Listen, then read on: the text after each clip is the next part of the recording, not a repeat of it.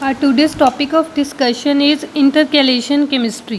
इंटरकैलेशन chemistry क्या होती है कि इसमें क्या होता है कि हमारे पास क्रिस्टल लैटिक्स बन चुका है और क्रिस्टल लैटिक्स में जो स्पेस वेकेंट स्पेस बची हुई है उसमें वो एटम्स या वो एलिमेंट्स फिट हो जाएं जो उस एलिमेंट की स्पेस में फिल हो सकते हैं। तो मैंने डेफिनेशन वर्ड टू वर्ड अगर हम डिस्कस करें तो क्या है, the intercalation compounds has been on synthetic systems in which atoms, ions और molecule have been inserted between the layers of host material। मतलब क्या होता है कि हमारे पास ज़्यादातर हम सिलिकॉन का कंपाउंड कंसिडर करते हैं या ग्रेफाइट भी इंटरकैलेशन शो करता है। तो इसमें क्या है, आप वो सारे कंपाउंड कंसिडर करोगे जिनका लेटिक्स एक लेयर की फॉर्म में है और लेयर जब बनती है तो उसमें कुछ वेकेंट स्पेस बच जाती है। उस वेकेंट स्पेस में या तो कोई एटम फिट हो सकता है या कोई आयन फिट हो सकता है या कोई मॉलिक्यूल फिट हो सकता है। तो हमारे पास एग्जांपल है टैल्क और micas form the layer structure ions between the silica sheet. इसके लिए हमारे पास जो सिलिकॉन की लेयर्स होनी चाहिए वो प्लेनर होनी चाहिए, ये इसकी पहली कंडीशन है। मतलब आपके पास पूरी प्रॉपर शीट होनी चाहिए। जैसे आपके पास कंसीडर करें कि आपके पास ये दो पेपर्स हों, इन दो पेपर्स को आप पैरेलल रखो और यहाँ पर स्पेस बच जाए और इस स्पेस के अंदर एटम्स और आयंस या मॉलिक्यूल आकर फिट हो जाए।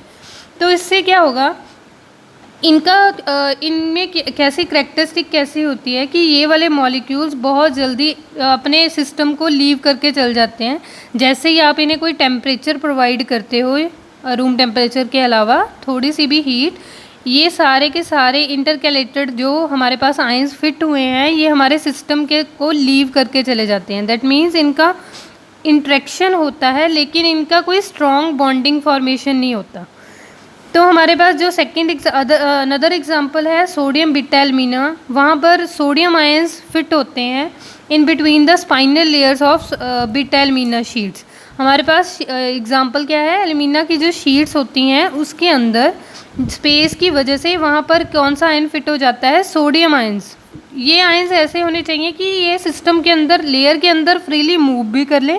जैसे आप क्या करो, एग्जांपल के तौर पर आपकी दो शीट्स को पैरेलल रखो और उसमें थर्मोकोल की बॉल्स रख दो। ये थर्मोकोल की बॉल्स को जैसे ही आप एयर ब्लो करोगे वो बाहर निकल जाएंगी।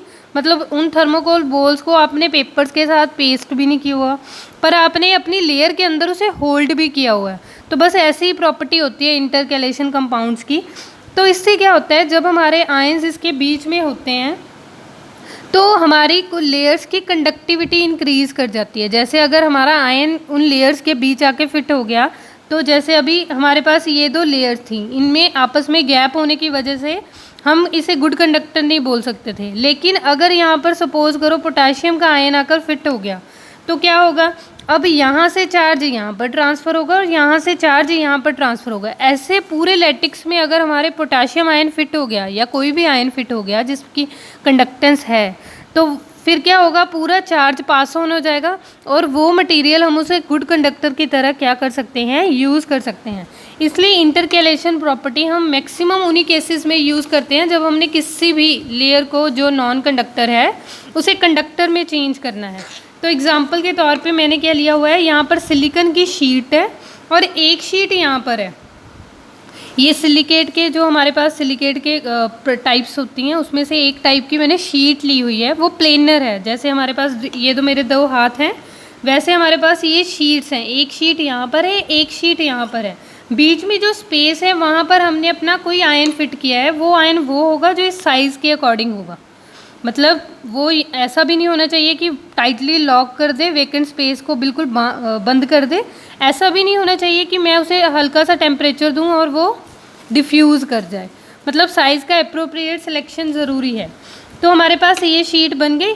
ये वैसे मस्कोवाइट जिसे हम मिक्का भी बोलते हैं उसका शीट लिया हुआ है, उसमें हमने पोटाशियम आयन को इंटरकलेट किया हुआ है। सेकंड एग्जांपल है हमारे पास ग्रेफाइट की। तो हमारे पास देखो ध्यान से, हमारे पास ग्रेफाइट की लेयर्स बनी हुई हैं और ग्रेफाइट हमें पता है इंसुलेटर की तरह बिहेव करता है। कभी भी पेंसिल से आप इलेक्ट्रिसिटी प्रोड्यूस नहीं कर सकते, तो आप देखना चार्ज फ्लो नहीं करेगा। लेकिन अगर आप इसमें कैटिनेशन शो कर दो, जैसे मैंने बॉल्स की फॉर्म में इसे रिप्रेजेंट कर लिया, बार बार इसे ऐसे कॉम्प्लेक्स फॉर्म में रिप्रेजेंट करेंगे तो कॉन्सेप्ट को समझना थोड़ा सा डिफ़िकल्ट है, इसलिए मैंने इसे बॉक्स की फॉर्म में कर लिया। तो जैसे इसका मतलब ये एक शीट को रिप्रेजेंट कर रहा है, ये एक बॉक्स। तो ऐसे शीट बनी हुई थी पूरी की पूरी, लेयर्स में कोई भी आयन नहीं था, तो हमारे पास सिर्फ वेकेंट स्पेस थी। तो इस स्पेस के नीचे हमने बॉल्स लगानी शुरू कर दी हर एक टेम्परेचर पे। इसे हम फोर्थ, थर्ड, मतलब इसका मतलब क्या है, 4 लेयर, ध्यान से काउंट करो, 1 2 3 4, मतलब फोर्थ ऑर्डर की कैटिनेशन कर रहे हो, अब इंटरकैलेशन कर रहे हो, हर 4 लेयर बाद आप आयन पुट कर रहे हो। वैसे ही यहाँ पर थर्ड का मतलब क्या है, 1 2 3, या मतलब 3 लेयर के बाद, ग्रेफाइट की 3 लेयर्स के बाद आप यहाँ पर अपना आयन फिट करोगे, तो वैसे ही आपको इसे थर्ड ऑर्डर का बोलते हैं इंटरकैलेशन। और सेकंड में क्या होगा कि आप 2 लेयर्स के बाद अपना आयन पुट कर दो, तो 2 आयन लेयर्स के बाद हमने, तो हम इसे सेकंड ऑर्डर का कैटिनेशन इंटरकैलेशन बोलते हैं। और यहाँ पर हमारे पास फर्स्ट ऑर्डर में क्या है कि एक ही ग्रेफाइट की लेयर हो, साथ ही में आयन, फिर लेयर, फिर आयन, फिर लेयर, फिर आयन। तो मैंने इसे नेमिंग इस अकॉर्डिंग दी है। अभी यहाँ पर वर्ड टू वर्ड थोड़ा सा देख लेते हैं। Graphite is perhaps the simplest layer structure. The interlayer of carbon carbon distance is 142 is twice the covalent radius of aromatic carbon. हमें पता है कि ग्रेफाइट की ऐसे लेयर बनी होती है, एक ग्रेफाइट ऐसे नीचे, वो क्या बोल रहा है कि इसके बीच का जो स्पेस है वो 142 पिकोमीटर का है। The carbon carbon interlayer carbon carbon distances, जो इनका आपस में है वो 142 का डिस्टेंस है, और इनके बीच का जो डिस्टेंस है वो 335 पिकोमीटर का है, जिसे twice the van der Waals radius of carbon. Many substances are intercalated between the layers of substance. मैंने सिर्फ एक कंसीडर किया, जैसे मैंने पोटाशियम आयन ले लिया, तो वो बोल रहा है कि आप कोई सा भी सब्सटेंस इसमें इंटरकैलेट कर सकते हो। One of the best known example is potassium. तो हमने जो बेस्ट नोन एग्जाम्पल ली है उसमें पोटाशियम आयन इंटरकैलेट किया है।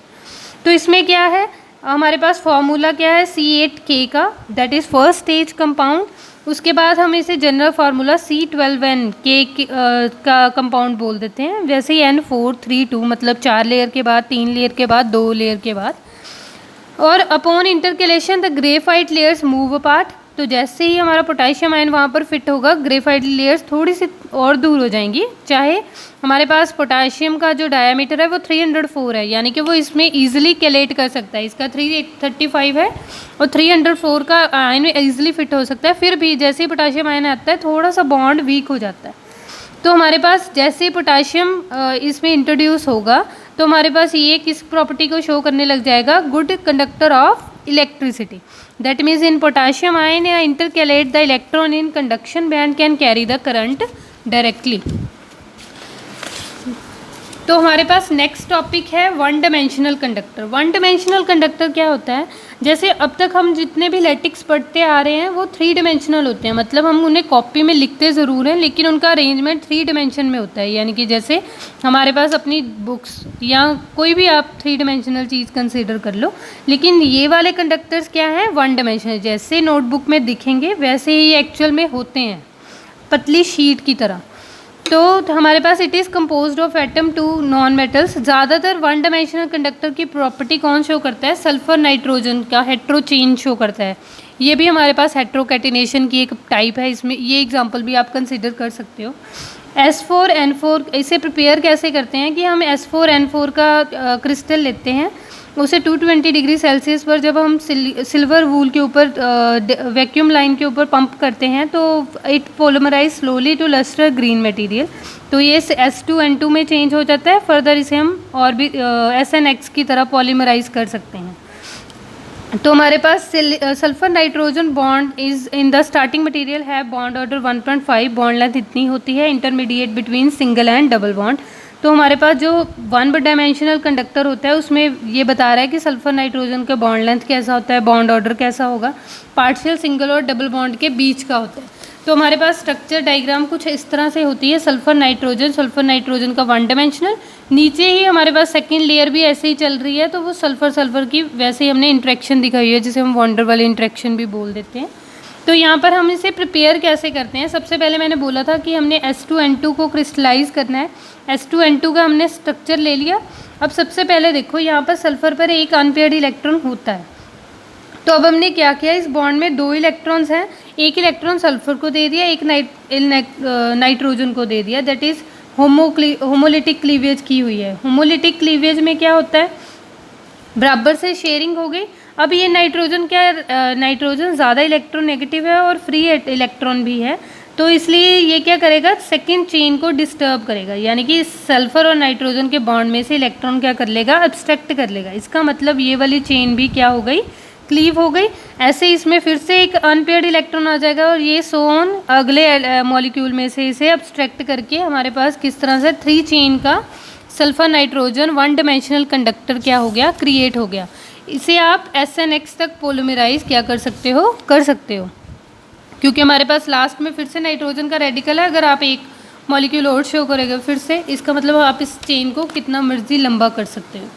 तो ऐसे ही हमारे पास सिलिकॉन के अलावा हमारे पास एक कंपाउंड होता है PtCN4, वो भी हमारे पास 1 डायमेंशनल कंडक्टर की ही एग्जांपल है।